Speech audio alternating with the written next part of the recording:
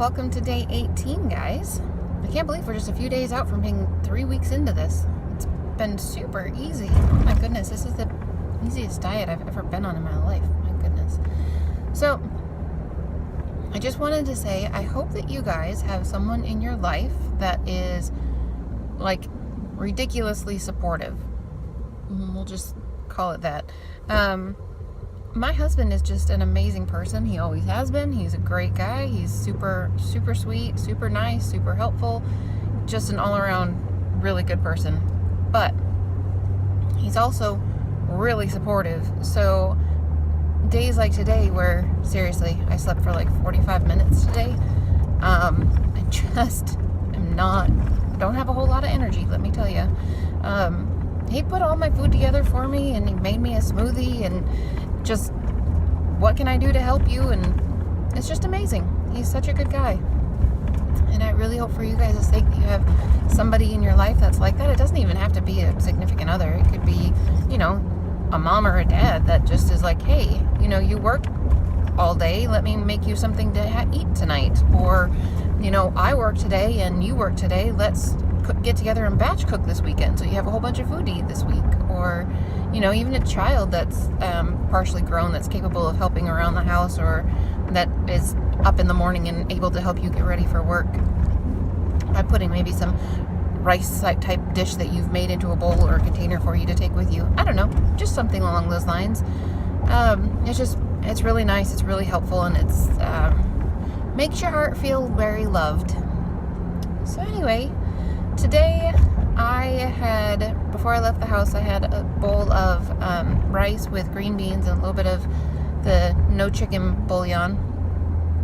I think that's like my all-time go-to quick meal now. It is super easy. It takes literally about 2.5 minutes total in the microwave, and maybe not even that long.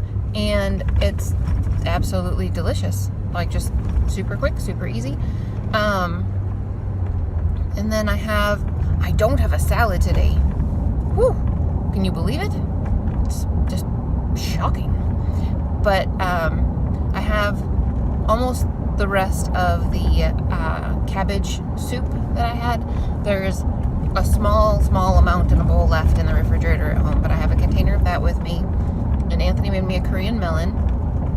I forgot to tell him that I have grapes at work that I need to eat, but that's okay. I'll eat the Korean melon, and then I'll either tell him and then not worry about taking a Korean melon with me tomorrow, or I'll take the grapes home with me and have the kids eat them. I'm not sure. One way or the other. They'll get eaten. And then I have my zucchini dish that I made, that I showed you guys this morning. So my girls ate the one with cheese on it, or the day of cheese on it, for lunch. And my younger daughter is 17. She absolutely loved it, like super, super loved it. I don't know about the older one. She didn't say, apparently. And then Anthony fed it to my 8-year-old, Connor, for lunch, and he thought it was just super awesome. He had 2 plates worth as well. And Anthony thought it was okay, which isn't a surprise because he's not a fan of the day of cheese. He doesn't dislike it, but it's too oily to him as well. So he's used to eating food, like, just to give you an example, his favorite meal would be rice with a pile of black beans on it, not seasoned or anything, just straight up black beans, and a pile of sauteed vegetables on top of that, and like peppers and onions. And I mean, you can get exotic and put other things in there, but peppers and onions would do it just fine for him. So, and he doesn't even need to have like teriyaki sauce or sweet and sour sauce or anything like that on there. That would be his all-time favorite go-to meal. He would probably eat that like 3 or 4 times a week if he didn't have kids to feed and want to give them a little bit more variety than that. So anyway, I am well situated for food today, even though I don't have a salad, which is just, whew, I don't know if I can handle that. But I do have an entire bowl of vegetable soup, and there's a bunch of zucchini and tomatoes and green beans and onions and stuff in my my zucchini mix.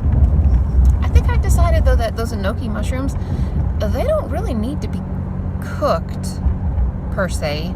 they need to be warmed up, but I think I need to start putting them in like the final minute and a half or something that food is cooking, because they just disappear almost. You've got these tiny little thin straw looking things in your food, and that's it. There's not much to them, but maybe they just never will be. I don't know. They're fairly new to my world. I thought they were kind of neat looking. I saw a Korean cooking video with using those, and I was like, oh, that's neat. And then we had gone to the Asian Mart, and I was like, oh, hey, I recognize those. I know what those are. So I've been trying to incorporate them. They're a lot easier than a regular mushroom. You don't really have much chopping to do. You chop the bottom off. I tend to chop the top off. I don't know that that's necessary. And chop them in half, and you're done. You got a whole big stack of mushrooms that's all you had to do. It's very quick and easy. I like it. So anyway, that's the extent of it for me. I am on my way to work. I'm going to be on time today. Barely. Just about. So anyway, you guys have a great day, and I will talk to you again later. Hi guys. Well, I had to wait until I got off of the side road and onto the main road because it's so dark now that I leave at 6:30 in the morning. I can't really talk to you guys because I hate not being able. Well, if I can see me, then you can see me. That's really kind of the way it looks. Because I can't see you, but that's okay. Maybe someday. That would be really cool. So anyway, last night I felt the need to clean out the refrigerator at work. It's been getting worse and worse and worse. And it's very hard when I get there to have any place to put my lunchbox in the refrigerator because there's so much stuff just shoved in there. And I was just, it looks the same when I come back from one week to the next.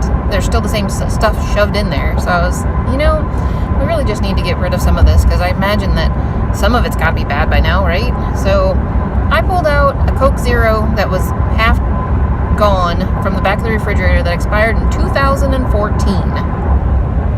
And I pulled out a Starbucks, I don't know, I don't drink this kind of stuff, latte, cappuccino, something or other ice drink that expired in 2014. And there was a pudding cup in there that expired in 2014. That's like 3 years ago. That's disgusting. That is so gross. So anyway, I cleaned out a bunch of other stuff in the refrigerator that expired in 2015 and 2016.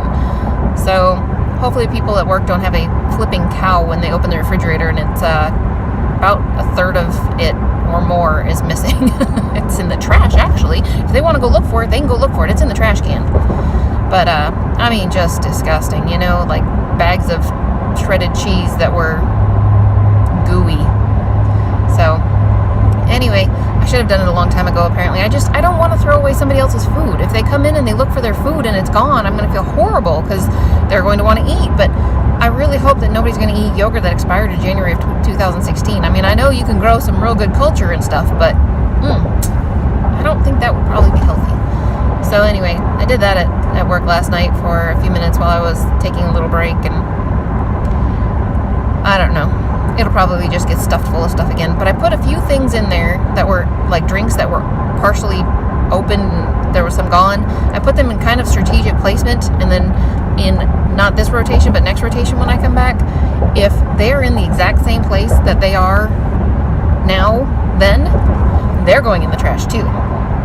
But Powerade does not have any kind of an expiration date on it that I can see, which is kind of scary if you think about it. Is it really so good that it stays good forever?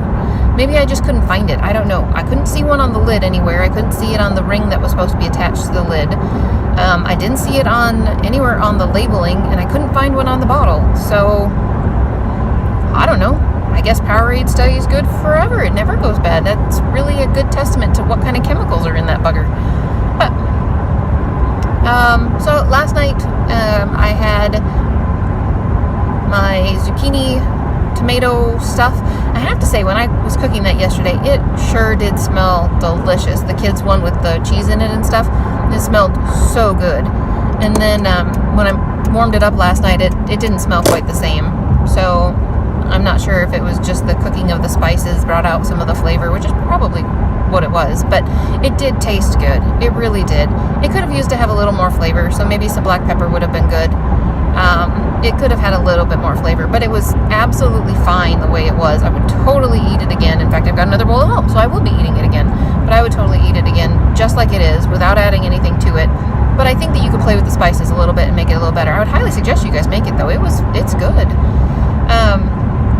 And then a little while ago, I had a bowl of cabbage soup. It was the last of, well, I shouldn't say the last of it. There's a small bowl at home, but almost finished the last of the cabbage soup. So that's pretty awesome. And I'm just headed home. And seeing as I got about 45 minutes of sleep yesterday, I'm going to try to sleep today, but I'm not tired. Like at all. I don't feel even slightly tired. I have medicine that I can take to make me sleep. I have a couple different kinds actually, but I just prefer not to. I don't want to take medicine to sleep. And then when I do take it, I'll wake up in like 6 hours, and I feel exhausted still. Like I need to sleep another 3, 4, 5 hours, and I hate that feeling. So I almost never take. Talk about expired. I bet you my medicine expired by several years, to be honest with you, but I don't really care. The half-life of them lasts forever anyway. I'm not too worried about it. So, not the half-life. Sorry. The potency of it. Just ignore what I just said. So, anyway. I'm probably not going to take anything to help me sleep. I just hate the way it feels afterwards, so I'm just not going to. But hopefully I sleep for more than 45 minutes today, because by tomorrow, if I don't, I'm probably not going to feel very good. Gosh, it's warm in here. I'm all riled up talking about not sleeping and stuff. So anyways, I'm done. I'm going home. I don't have anything to show you today. My husband threatened me yesterday. Not really. He told me, you are not cooking when you get home. You're not doing anything when you get home unless you have to eat, and then you can eat, and then you're going right to bed. You're not doing anything else tomorrow. No watching Preston playing games, no nothing. You're going right to bed. I was like, okay. So I am probably going to just go ahead and do that, and hopefully... Whoa! So there was a car accident in front of me just now, so that I was just paying attention to what they were doing. No big deal, no big damage done. A pickup truck pulled out of our lane into the middle lane because I guess he wanted to turn around, but he didn't pull over quite as quickly and as far as he should have. And all the cars started stopping, and the car that was directly in front of me did not stop in time, although they tried. They squealed and stuff. Good grief, person cutting right in front of me. And they hit the back end of the pickup truck, but it didn't look like there was... I just pulled out of traffic completely. I just pulled over into the turning lane, so I didn't have to worry about stopping in time or anything. So looked like the little car had some squished damage to its license plate, and the pickup truck, the car hit its tow hitch ball, like I have on the back of my truck, a ball hitch thing. Anyway, they're great protection against little cars, let me tell you. It's pretty nice. But I think that they're probably going to not even bother to exchange information, because it didn't look like there was really any damage done. So, the life and excitement of driving with crazy people around. But, yeah, don't pull out of your lane of traffic thinking you're going to turn around, but don't actually pull completely out of the lane of traffic. Not brilliant. But that person didn't stop. Even though they were essentially the cause of the accident, they just kept turned around and went right on going. So quick story on this side, actually. Speaking of car accidents, this is kind of amusing.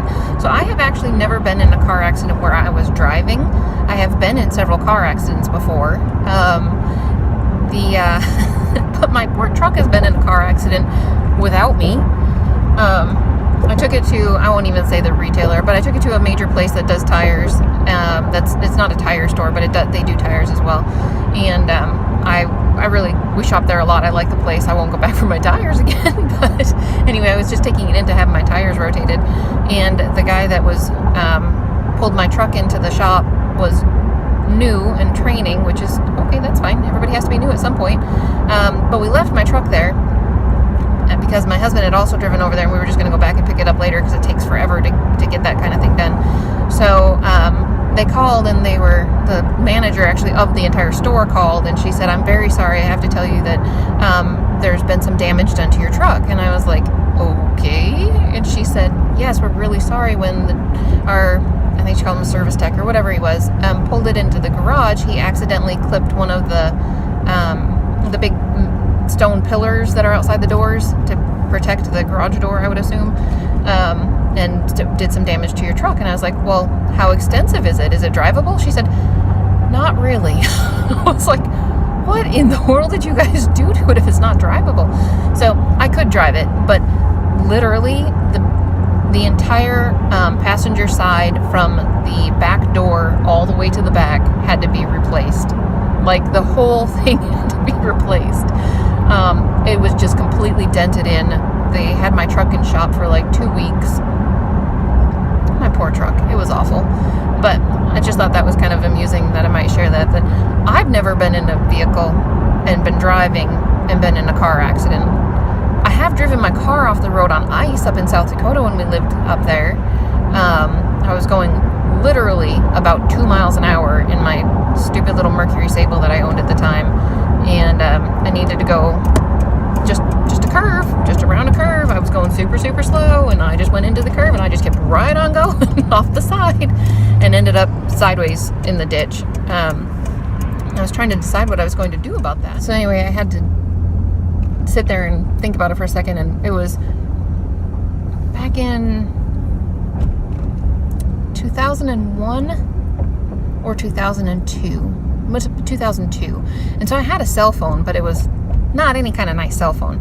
So I got on the phone, and I had been visiting my husband, who was my fiance at the time, or maybe even just my boyfriend at the time. I don't remember. Anyway, doesn't matter. And I was on my way back to try to get to an interstate so I could get back home or back up to school. And so I was on the phone with him going, hey, can you find a phone number for me so I can maybe call and like get my car pulled out of the ditch, because I'm sideways, like my car, not like this in the ditch. And I was on the side that was blocked in by a whole big huge ice snowbank. And then right as I was talking to him, a big huge tractor came down, chugging down the road, and he stopped and skidded a bunch, but didn't go into the ditch by any means. He had big huge tires on his tractor. And he peeked over the edge, and he saw that I was still in the car, so I put my window down on the passenger side, which thankfully was automatic, because I would not have been able to reach it otherwise. I guess I could have unbelted myself and crawled out the window on that side. But anyway, he's like, hey, do you want me to pull you out? And I was like, yes, please. That would be wonderful. So no problem. He pulled me right on out of the ditch, and he's like, you got to be a little more careful on these back roads. And I was like, yeah, except I was going like 2 miles an hour for real. I was going so slow. But so I have done that with my truck, or my car. And I've spun my car out in a parking lot before, like completely multiple spinning times around, and ended up back in a parking spot of all things, and didn't hit any cars in the parking lot. It was great because of the ice. But otherwise, I've never actually been in a car accident with another vehicle. But my poor truck, it's been in a car accident. I wasn't even present. I didn't even get to see it, but it was some pretty serious damage. So that's my story about car accidents. And I don't have any wood to knock on to make sure that I'm not going to do any damage anytime soon. One more steering wheel turn, guys. But yeah, I'm a very, very cautious driver, to be honest with you. The reason I pulled out of traffic earlier wasn't because I was worried about hitting the person in front of me. I knew I had I personally don't follow so close to people. I knew I had time to stop, but I didn't know if the person that was falling behind me was going to stop, and that was my concern. So I actually went ahead and just zipped right out into the middle turning lane, because I did not want somebody to hit me. But anyway, that's my story. I'm sticking to it, and I am home. I'm going to back into my parking spot in front of my house, and I'm going to go inside. And it's been a great little chat. Thanks for visiting with me all the way home. I appreciate it.